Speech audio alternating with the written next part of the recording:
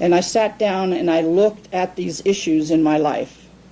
And I realized what my role was in it.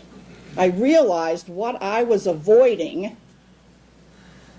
And instead of taking action to speak my truth or to ask for what it was that I felt I needed or wanted, I continued to allow the circumstance to be as it was.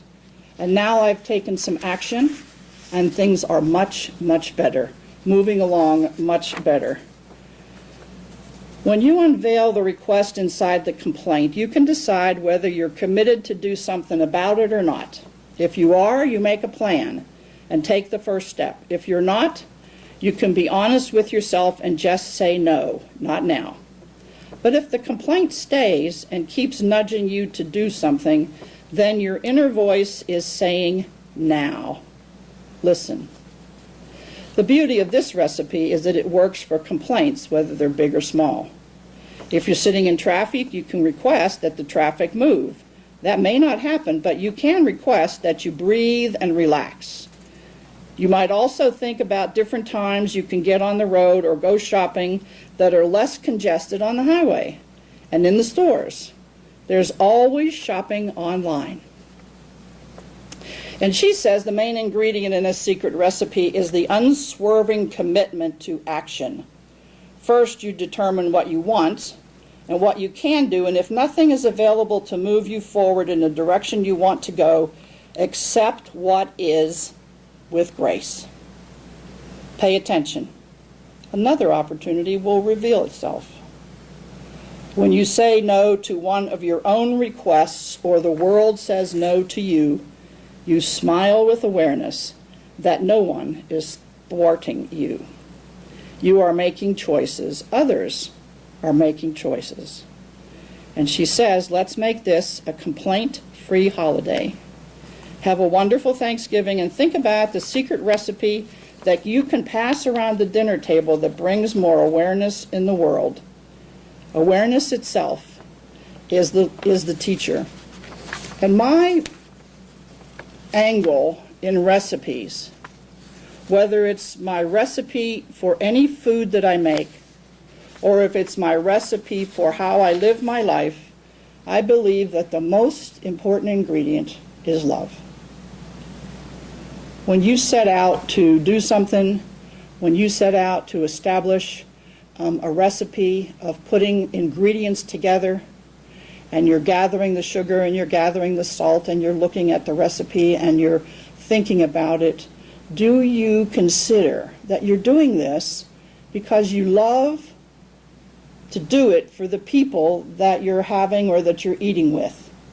If you make food at any time, and I truly believe this, if you make food from a recipe at any time and you don't love either the recipe or what you're doing or why you're doing it, then my motto is don't do it. I've had many, many people say to me, you're such a fabulous cook. What's your recipe for thus and such? And my answer is, I don't really have a recipe. I know what the basic ingredients are that go into most of the things that I make, and I do it through my intuition and through my love. And when I'm making it, I'm putting it together, and when it's completed, it's really like a work of art. Although Thursday I've had an extra tray of stuffing that I put on the top rack of the oven. And after I took the turkey out and the vegetables out and everything, I realized that the tray of stuffing was still in the oven.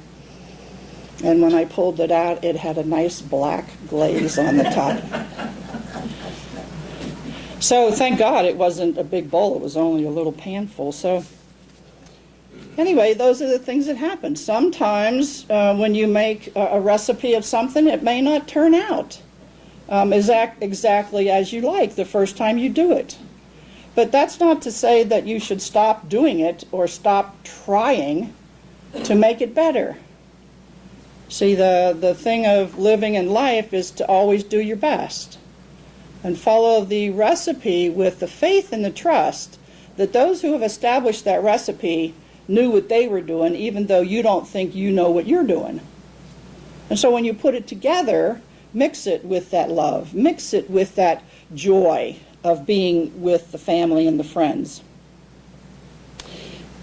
I remember in the early days of my life, before I came into this philosophy of science of mind, these 24 days before Christmas were just days, because they were days when I would go to work and work long hours and then come home and have to take care of the family and things like that. And I remember one specific year when on Christmas Eve at 6 o'clock, I was out Christmas shopping. And I went into the store and I had expectations that everything that I was looking for would be right there and I'd be able to zip through the store and get it.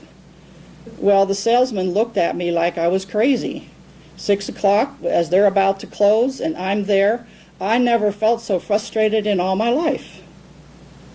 And I remember those times, and as I have transitioned and changed the way that I do things, I now do things with a little bit more balance in my life. And when I don't, I really get to see what the impact is. But it was devastating to me that this salesman was so upset that I was trying to find everything I wanted at 6 o'clock on Christmas Eve. You know? It never occurred to me. And one might look at me, as I did in reflection, and think, what are you? You know, everybody knows you need to shop before Christmas way in advance. But when we get caught up in things.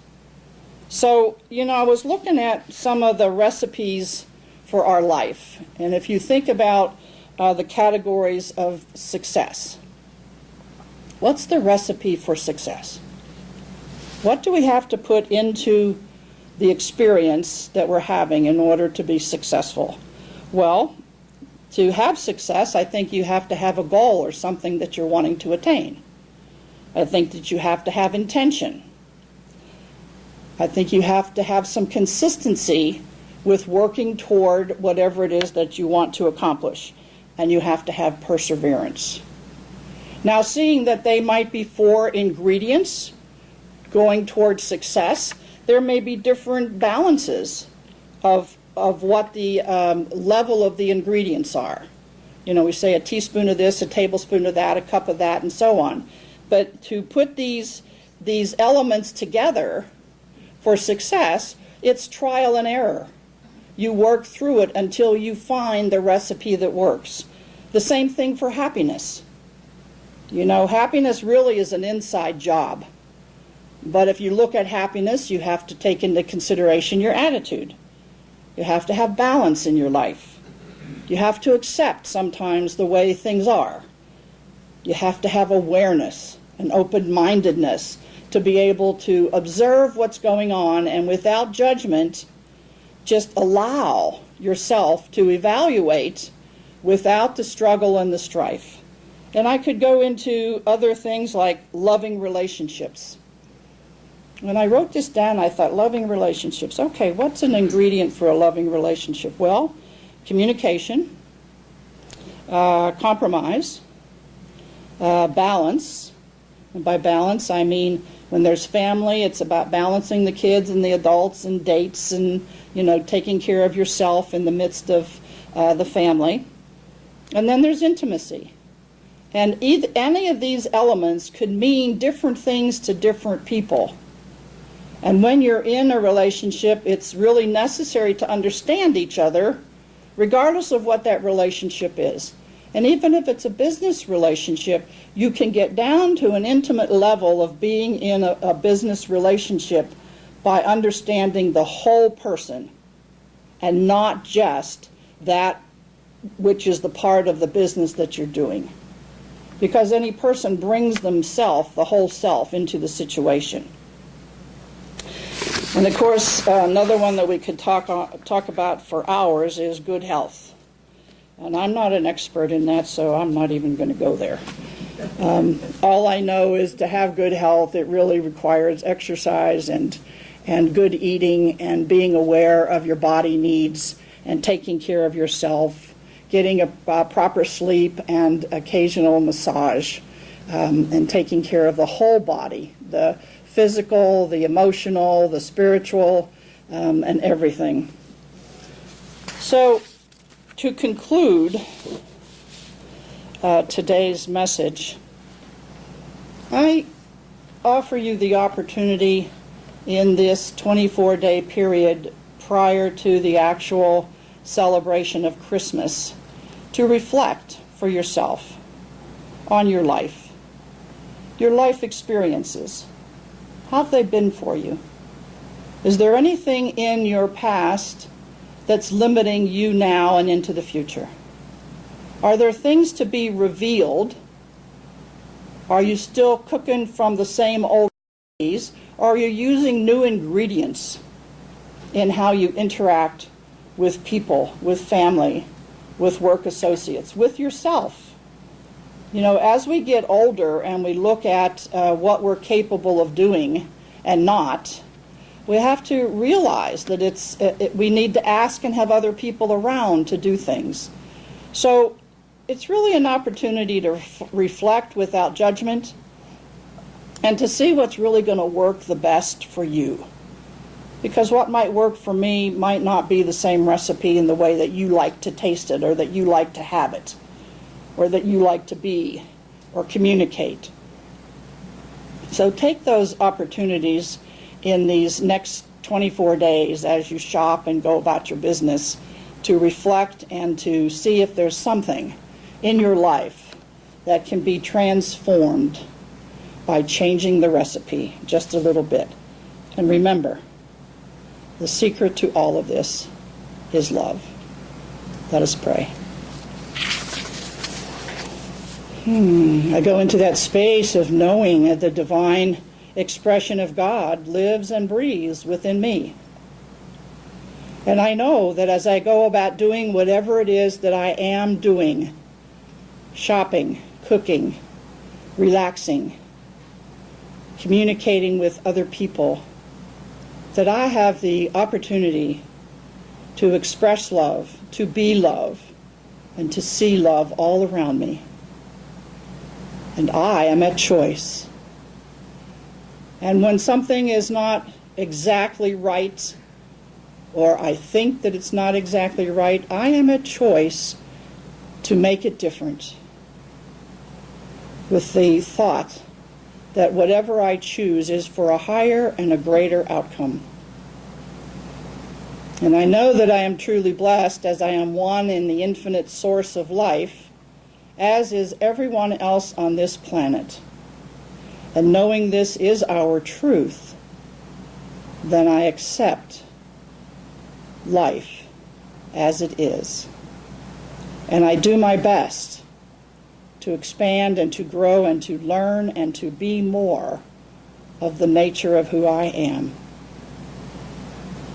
And so as I give thanks for all that I have been experiencing through this Thanksgiving and into this Christmas season, I know that we are truly blessed, for we are the blessings the divine expresses through us. So let us open ourselves up to that magnificent experience of being the love that transforms the world. Think about that. And knowing that you are whole, perfect, and complete exactly where you are. Let us release and let go and let God. And together we can say, and so it is.